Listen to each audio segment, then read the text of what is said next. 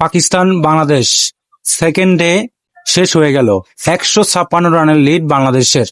প্রথম ইনিংসে 278 করার পরে দ্বিতীয় ইনিংসে 110 3 উইকেট হারিয়ে বাংলাদেশ। দিনের শেষ মুহূর্তে মমিনুল হক সৌরভকে বাংলাদেশ হারিয়েছে। ক্রিজে রয়েছে বর্তমানে নাজমুল হোসেন শান্ত। তৃতীয় দিনটা শুরু করবে শান্তর সাথে মুশফিকুর রহিম। বাংলাদেশ ভালোই চোখ রাঙাচ্ছে পাকিস্তানকে।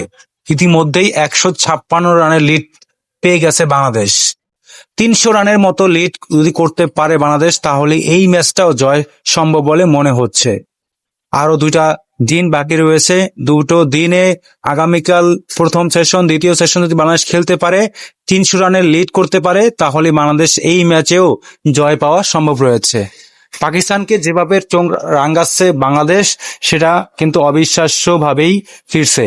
এর আগে পাকিস্তানের ইনিংসে বাবর আজম তিনি ভালো রান করেছেন।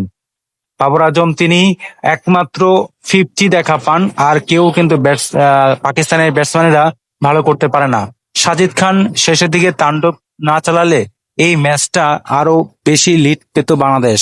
প্রথম ইনিংসে বাংলাদেশ 46 রানের একটা লিড পায়।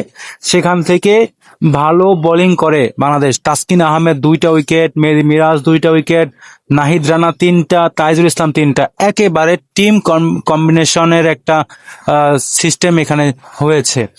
বাংলাদেশ ফার্স্ট ইনিংসে যেভাবে ব্যাটিংটা করেছে, তারা ভালো ব্যাটিং করে নেই। একমাত্র লিটন কুমার দাসের কারণে এই ম্যাচটা 278 রানে পৌঁছাতে পারে। শেষ অবধি বাংলাদেশ দ্বিতীয় ইনিংসে এখনো ব্যাট করছে। 110 3 উইকেট হারিয়ে নাজমুল হোসেন শান্ত রয়েছেন। মমিনুল হক সৌরভ 30 রানে আউট হয়ে গেছেন। মাহমুদুল হাসান জয়ের কাছ থেকে 52 রান কিন্তু এসেছে। অন্যদিকে তানজিদ তামিম তিনি ভালো রান করতে পারেন নাই প্রথম ইনিংসে এবং দ্বিতীয় ইনিংসে। 2 ইনিংসেই তানজিদ তামিমের ব্যাট কথা বলেনি। প্রথম ইনিংসে 26 এবং দ্বিতীয় ইনিংসে 7 রান করে তিনি আউট হয়ে যান।